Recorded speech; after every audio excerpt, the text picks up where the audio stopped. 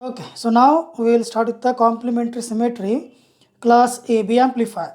So now you know that the meaning of complementary symmetry means here it uses the two transistors which are of complementary pair. One is NPN and another one is PNP. Now we will discuss how this complementary symmetry class AB amplifier eliminates the distortions comparing with the class B amplifier. Okay. Now, so look at the circuit diagram here. So in this circuit diagram, so what it consists of? It consists of Vn, which is Vn, two coupling capacitors, two transistors Q1 and Q2. One is NPN, another one is PNP.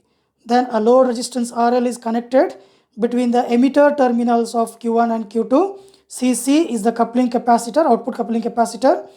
And there is another important thing is added here, that is plus VCC, okay, which is connected to R1, R2, R3 to minus VCC, and here the terminals of R2 connected at the base of Q1 and Q2. So now I can say that R1, R2, R3 forms a voltage divider circuit, okay, voltage divider circuit which provides a constant voltage at the base of Q1 and the base of Q2 now, okay. Now, we will discuss how this circuit is different from class B amplifier, which is complementary. So now, here, there are two transistors Q1 and Q2, okay. If they are assumed that they are silicon, made up of silicon, it requires 0.7 cut-in voltage or threshold. It again requires minus 0.7 threshold voltage because in PNP. So the total threshold voltage required here is 0.7 here, 0.7 here. So total 1.4. Here the negative sign is neglected because we only concentrate on the magnitude of the threshold voltage.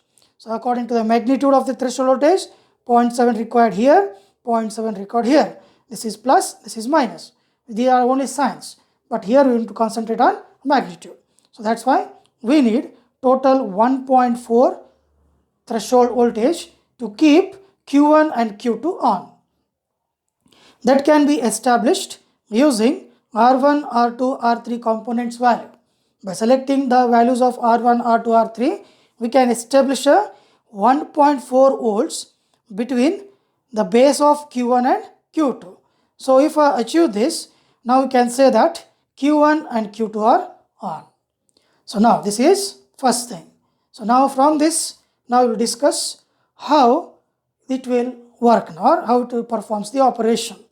So when Vn is positive cycle, means Q1 is on, Q2 is off. Already both are on. When Vn reaches to the positive cycle of Q1, okay, Q2 will automatically turn off because it gets the positive cycle, okay. So that's why Q1 is on and the load current IL flows through the coupling capacitor through RL. Now similarly, during the negative cycle, okay, this gets negative and this gets positive, means Q1 is off, Q2 is on. So thereby again the load current flows from RL and reaches towards the minus VCC, that is dual power supply. Again you will get the output voltage which is amplified. So like this, Q1 and Q2 conducts with respect to the input voltage using the coupling capacitors at the input side. So this is a one explanation how complementary symmetry class AB amplifier works and eliminates the distortions in the output by keeping Q1 and Q2 in on position. Okay. The second way is that if the VBE of Q1 and Q2 is temperature sensitive, then we have to use this circuit. Okay. So in this circuit, what happens here? The only change is R2 is replaced by the two diodes D1 and D2, because here if the Q1 and Q2 transistors are temperature dependent, means if the VBE of Q1 and Q2 changes when there is a change in temperature, then the threshold voltage of diodes D1 and D2 are also changes with respect to the temperature, because D1 and D2 are also temperature sensitive.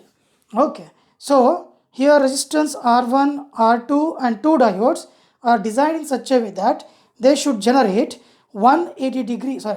they should generate 1.4 volts of a threshold to keep Q1 base and Q2 base on. That's the first thing. Okay. So when there is a change in temperature, these two diodes maintain the specific threshold voltage required for Q1 and Q2 to keep them on.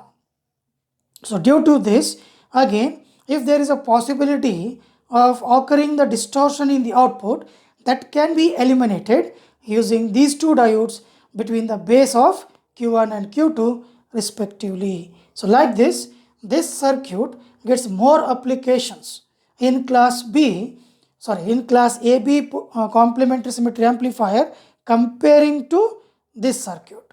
Okay, this circuit is only applicable when the transistors used are not much temperature dependent. Okay, so this is about complementary symmetry class AB class AB amplifier. Okay, so this is about class AB amplifiers. So if any doubts, you can send a message. Thank you.